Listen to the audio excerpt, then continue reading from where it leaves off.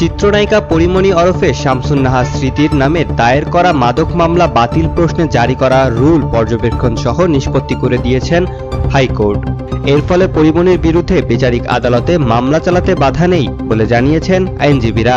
বিচারপতি মোস্তফা জামান ইসলাম ও বিচারপতি মোহাম্মদ আমিনুল ইসলামের নেতৃত্বে গঠিত একটি হাইকোর্টের ডিভিশন বেঞ্চ আজ এ রায় দেন। আদালতে পরিমণির পক্ষে শুনানি করেন সিনিয়র অ্যাডভোকেট জেড.আই. খান, পান্না ও শাহ মঞ্জুরুল হক। পরিমণির বাসা থেকে এলএসডি সহ নানা ধরনের মাদক জব্দ করা হয়েছিল। ছিল অ্যালকোহলের মতো মাদকও, তবে অ্যালকোহলের সেবনের লাইসেন্স ছিল এই চিত্রনায়িকার।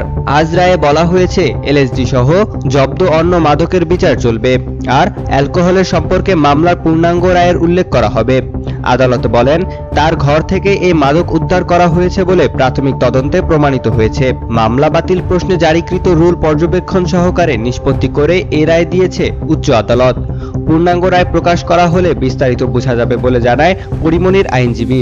2021 সালের 4 আগস্ট বিকেলে রাজধানীর বনানীর 12 নম্বর সড়কে পরিমণির বাসায় অভিযান চালায় র্যাব। এ সময় ওই বাসা থেকে বিপুল পরিমাণ মাদকদ্রব্য জব্দ করা হয়। এই ঘটনায় আনা মামলায় কারাবরণ করে জামিনে মুক্তি পান এই নায়িকা।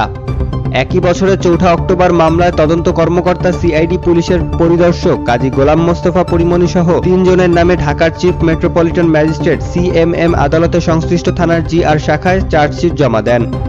মামলাটি বিচারের জন্য প্রস্তুত হওয়ায় ঢাকা মহানগর দায়রা জজ আদালতে পাঠানো হয়।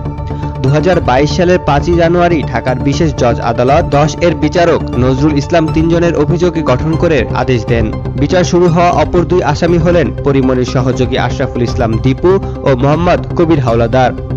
পরে মামলা বাতিলে হাইকোর্টে আবেদন করেন পরিমণি। গত বছরের 1 মার্চ আবেদনের শুনানি নিয়ে হাইকোর্টে মামলা কেন বাতিল করা হবে না তা জানতে চেয়ে রুল জারি করেন। পাশাপাশি মামলার কার্যক্রমের ওপর স্থগিতাদেশ দেন। মিনহাজ রহমান, প্রহর টেলিভিশন।